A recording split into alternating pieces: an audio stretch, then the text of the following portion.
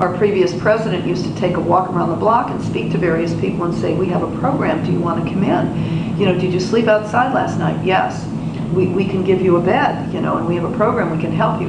No, they don't want to do it because their mind is not clear, and right now they think they're doing okay in this little pattern of theirs and being drug addicted or whatever. So it's multifaceted. It's economic, it's social, it's spiritual, it can be cultural, you know, and in this case, because Los Angeles, you can sleep on the streets in Los Angeles and you will not die sleeping overnight on the street in Los Angeles unless, God forbid, there's a, you know, some kind of violent crime, but the weather is not going to kill you for the most part.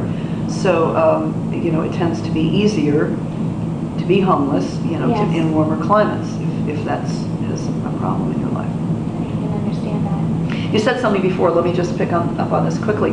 The other success stories, a couple of our students, we've had numerous success stories. Most, the average grade level, we have our students go to our own educational component, and the average grade level, we have the high school as the grade level, because if you've been doing drugs for a number of years,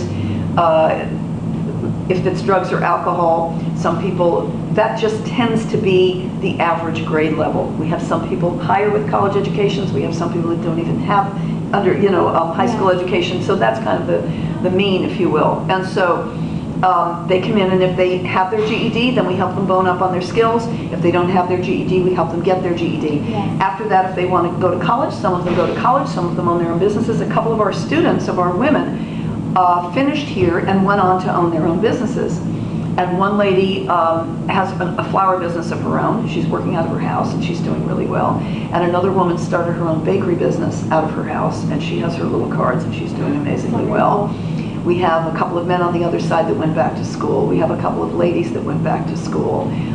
We have a woman that just graduated from finishing a course in medical billing. So there are lots of success stories, and we're really, really grateful. We've had women who have had their children taken away from them because of their drug or alcohol habits, and after being in the program and the courts seeing that they're doing much better, that then their children can be given back to them. And we've had a couple of stories of those. One of our girls had her children given back to her, and then she got some amazing break on housing, and she has a house and a job and her children back after having a drug and alcohol problem, or alcohol, I can't remember. So there are many, many success stories, and we're very, very, very, very grateful. So it just depends upon, you know, their level of woundedness, mm-hmm. and whether or not they're willing to make the changes that are required, because they have to say no to all. There's a couple of steps, but first they have to say no if they're going to come in here and do the program, and if it is a drug or alcohol problem, they have to say no. They want to stop doing that. Yeah. So that's part of it, that they stop taking that substance into their body. The second part is, while they're here, they have to learn new healthy, holy behaviors, because they have the drug and alcohol culture has a whole set of behaviors that go with it.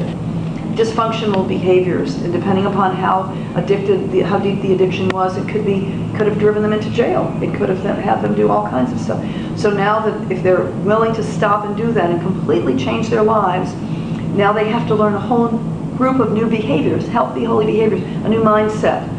And that's where our biblical principles come in, because our program is Bible-based, Christian-based, and the Bible says, be transformed by the renewal of your mind. They have to think differently. They can't think in those same kinds of ways.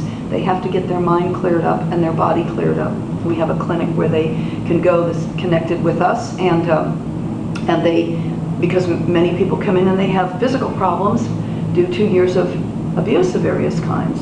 So then that part has to be healed too. So. Now I understand, I read this number, I'm not sure if this is correct or not, that there are 10,000 children living in Skid Row. Have you seen, you know, homeless families? I talked to someone in North Carolina who tutors homeless children. She said the main problem is just getting to school and getting in, because there's all this paperwork, you know, you have to have an address, you have to have a phone number to register for school, and sometimes just basic things like that, doing their homework, keeping their books, has been so hard for these children. What have you seen? Do you think that the second generation of homeless people, it's harder to overcome these circumstances? I don't know a lot about that, but I can tell you just a few instances. We have breakfasts here on Saturday morning, the recent thing that we've called Mommy and Me, where the moms can come in with their children. Unless we have a one-on-one with them, we don't necessarily know whether they're living in a really poor apartment around here or whether they're really living on the street.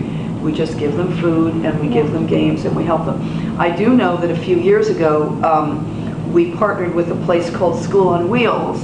And I've heard of that. Okay, and so they would come down and they ministered, they used one of our rooms and they would bring teachers down and tutor. And we did have a couple of children who lived, these two beautiful little girls who lived with their mom and dad in a small trailer, kind of truck trailer that was parked outside Union Rescue Mission. They happened to have a home, but it was this one room in this, little mobile unit.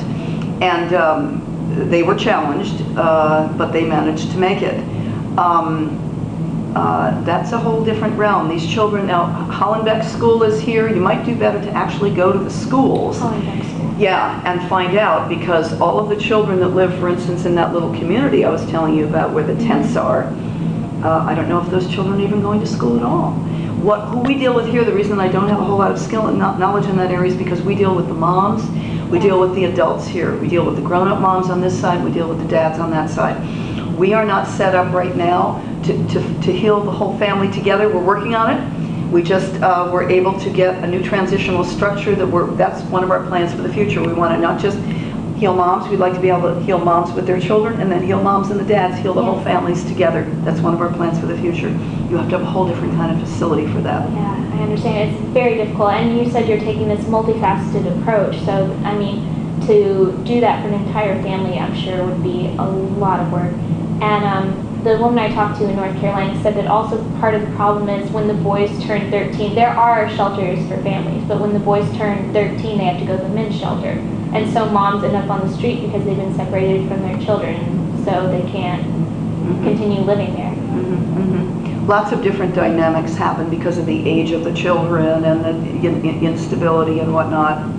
It's very difficult, and we're our students, many of our students, they cannot, the moms nor the dads, if they are the sole guardian of those children, when they come in here they have to disconnect. So if they've already had their children taken away, fine. If they haven't had their children taken away, then they have to have their children taken care of by grandmother or auntie or whoever.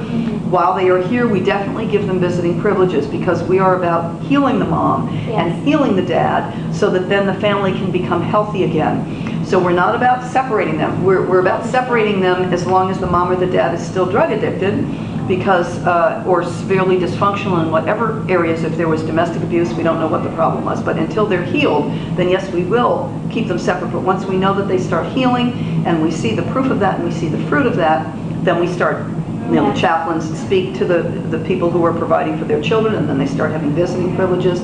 The kids on the women's side, the children under 10, can come and, or if they're older, if they're girls, can stay overnight. We have a family room up on the 4th floor and they can spend a weekend with their families. And yeah, we definitely work on family reconciliation. But once we know that the parents are now clean and sober and healthy and thinking correctly, and then the whole family can heal itself. Exactly. From, children are so influenced by their parents.